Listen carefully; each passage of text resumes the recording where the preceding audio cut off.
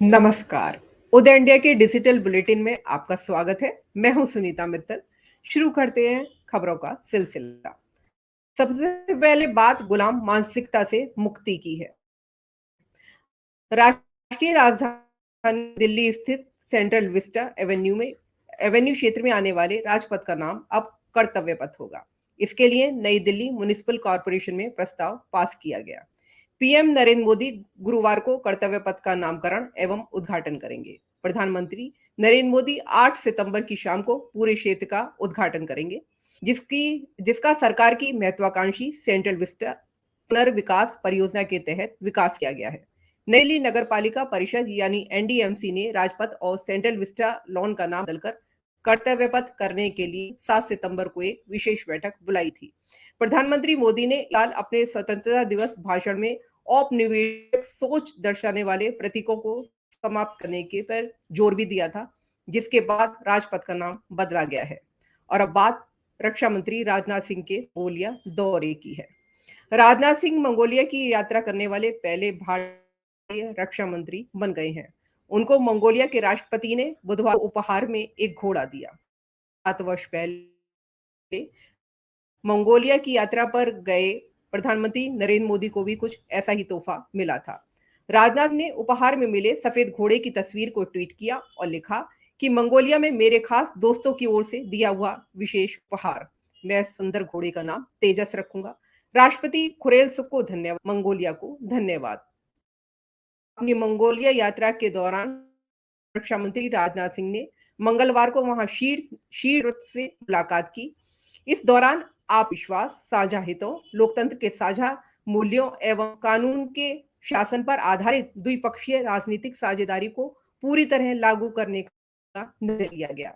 सिंह ने मंगोलिया की राजधानी उलान बटोर स्थित राष्ट्रीय रक्षा विश्वविद्यालय में भारत की सहायता से निर्मित साइबर सुरक्षा प्रशिक्षण केंद्र का भी उद्घाटन किया और भारत की मदद से बनने वाले भारत मंगोलिया मैत्री स्कूल की आधारशिला रखी।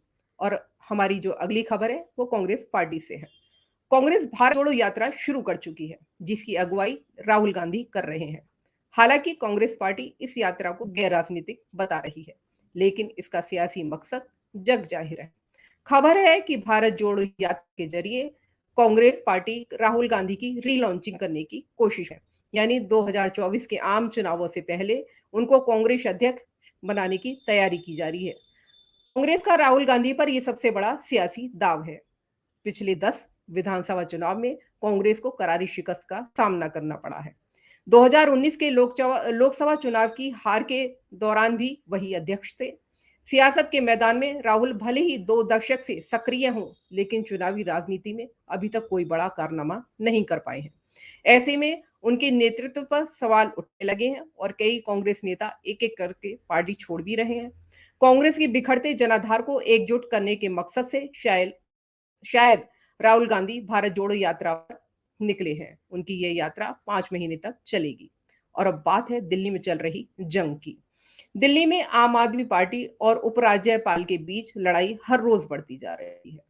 उपराज्यपाल विनय कुमार सक्सेना ने आप नेताओं को कानूनी नोटिस भेजा था, लेकिन उसे आपके राज्यसभा सांसद संजय सिंह ने फाड़कर फेंक दिया। संजय सिंह की इस हरकत पर बवाल मचना तय माना जा रहा है।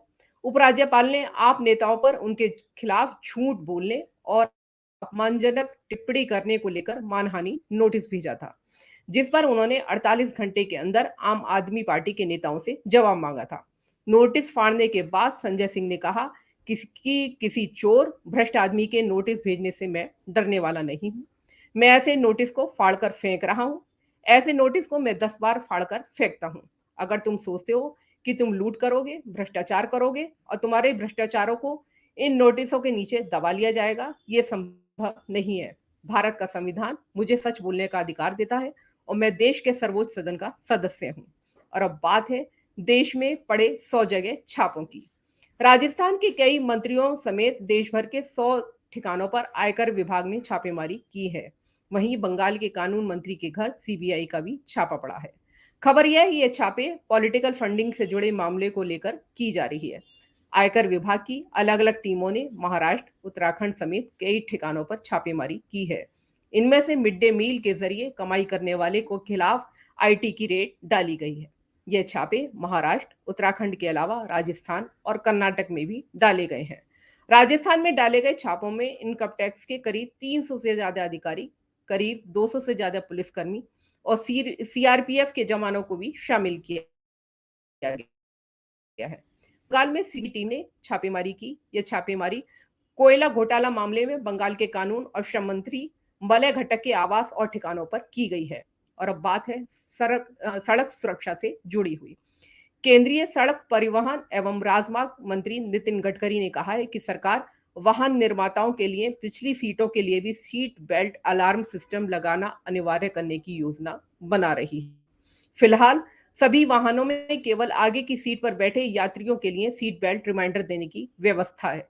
गडकरी ने कहा कि अब कार में बैठने वाले हर व्यक्ति को सीट बेल्ट लगानी होगी। कार दुर्घटना में साइरस मिस्त्री की मौत के कारण हमने यह निर्णय लिया है कि पीछे की सीटों के लिए भी वाहनों में सीट बेल्ट बीप सिस्टम होगा। टाटा सन्स के पूर्व चेयरमैन साइरस मिस्त्री की रविवार को एक सड़क दुर्घटना में मौत हो गई थी।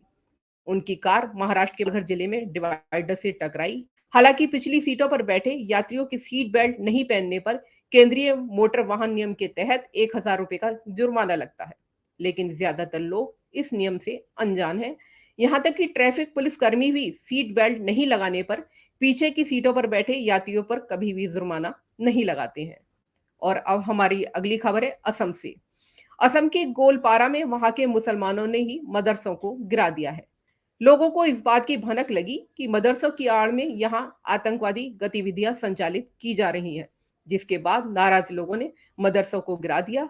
इस मदरसे के एक शिक्षक को अलकायदा के साथ कथित संबंधों के आरोप में गिरफ्तार भी किया गया है, जबकि उसके 2 अन्य साथी फरार बताए जा रहे हैं। इस मामले में पुलिस का कहना है कि हमें मदरसों को गिराने की कोई पहले से जानकारी नहीं थी। और अब बात है गुजरात से। गुजरात में विधानसभा चुनाव से पहले कांग्रेस को बहुत बड़ा झटका लगा है। गुजरात युवा कांग्रेस के पूर्व अध्यक्ष विश्वनाथ सिंह वाघेला बीजेपी में शामिल हो गए हैं। उन्होंने कुछ दिन पहले ही गुजरात युवा कांग्रेस अध्यक्ष पद से इस्तीफा दिया था। विश्वनाथ सिंह वाघेला बीजेपी की गुजरात इकाई के गांधीनगर मुख्यालय में आयोजित एक समारोह में सत्तारूढ़ दल में शामिल हुए हैं। गुजरात में इस साल दिसंबर में विधानसभा चुनाव होने वाले हैं, जिसे देखते हुए विश्वनाथ सिंह वाघेला का बीजेपी में शामिल होना कांग्रेस के लिए बहुत बड़ा झटका माना जा रहा है। वाघेला ने राहुल गांधी के गुजरात दौरे से पहले ही इस्तीफा दे दिया था। विश्वनाथ सिंह वाघेला ने कहा कि कांग्रेस में कई युवा नेता पार्टी में समूहवाद और भाई भतीजावाद के कारण नाखुश थे। और हमारी जो अगली खबर है वो छात्रों से जुड़ी हुई है। एनसीईआरटी ने देश के 3,79,000 छात्रों का मेंटल हेल्थ सर्वे किया है, जिससे पता चलता है कि भारत की 6ठी से 12वीं तक की 73% छात्र स्कूली जीवन से संतुष्ट नहीं है। वहीं 33% छात्र ऐसे हैं जो कि दबाव महसूस करते हैं। मेंटल हेल्थ सर्वे रिपोर्ट के मुताबिक 29% छात्रों में एकाग्रता की कमी है, जबकि 43% छात्रों का मन पढ़ाई में नहीं लगता है। कोरोना महामारी के दौरान और उसके बाद ऑनलाइन पढ़ाई पर जोर दिया गया था। सर्वे में यह भी सामने आया है कि 51% छात्रों को ऑनलाइन माध्यम से पढ़ाई करने में कठिनाई का सामना करना पड़ा है। वहीं 28% छात्र सवाल पूछने में झिझकते हैं। इस सर्वे में 36 राज्यों और केंद्र शासित प्रदेशों के छात्र शामिल हुए। कोरोना महामारी के बाद से देश में छात्रों के मानसिक स्वास्थ्य का आंकलन करने के लिए केंद्र द्वारा किया गया यह पहला सर्वे है। और अब बात पटाखों से जुड़ी हुई।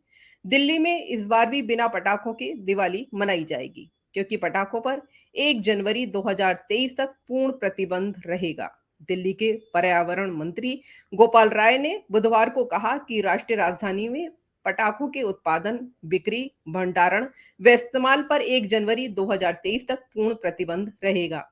उन्होंने कहा कि पटाखों की ऑनलाइन बिक्री पर भी यह प्रतिबंध लागू होता है, ताकि लोगों की जिंदगी बचाई जा सके।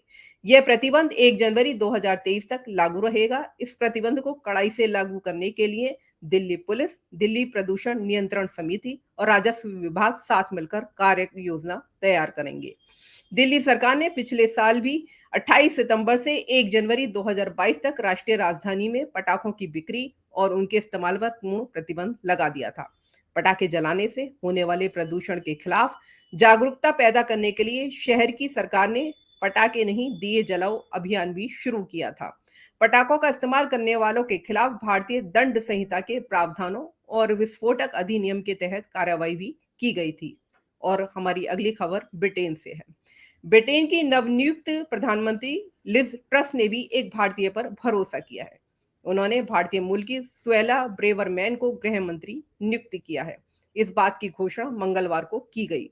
सुएला ब्रेवरमैन कंजर्वेटिव पार्टी की नेता हैं। वह चुनाव की शुरुआत में ट्रस के खिलाफ खड़ी हुई थी, लेकिन मुकाबले से बाहर होने के बाद ब्रेवरमैन ने पूर्व वित्त मंत्री एवं भारतीय मूल के ऋषि सुनक के बजाय ट्रस को अपना समर्थन दिया था।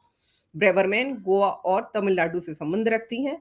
42 वर्षीय ब्रेवरमैन प्रीति पटेल की जगह लेंगी। प्रीति पटेल ने सोमवार को कार्यवाहक प्रधानमंत्री बोरिस जॉनसन को अपना इस्तीफा सौंप दिया था।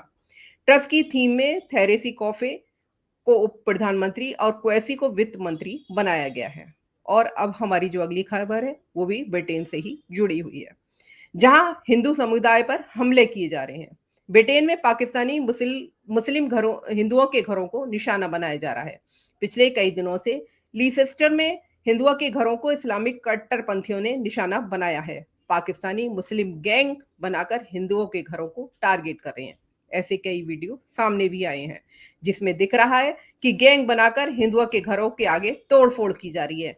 एक वीडियो में दिख रहा है कि एक शख्स घर के आगे लगे केसरिया ध्वज को उखाड़कर ले जा रहा है। वहीं एक दूसरे वीडियो में एक शख्स चाकू से हमले की भी कोशिश करता हुआ नजर आ रहा है। लंदन के बेलग्रेव रोड पर रेस्टोरेंट चलाने वाले धर्मेश लखानी ने कहा कि जीत के बाद सेलिब्रेशन सही चल रहा था, लेकिन तभी खबर आई किसी ने भारत के झंडे पर भारत विरोधी स्टाम्प लगा दिया है। भारतीय फैंस को लगा ये कोई पाकिस्तानी है, जिसके बाद पाकिस्तान मुर्दाबाद के नारे लगे और इसके बाद पाकिस्तानी और भारतीय फैंस आपस में भिड़ गए। बुरी बात यह है कि ब्रिटिश पुलिस इस झगड़े में सिर्फ मूक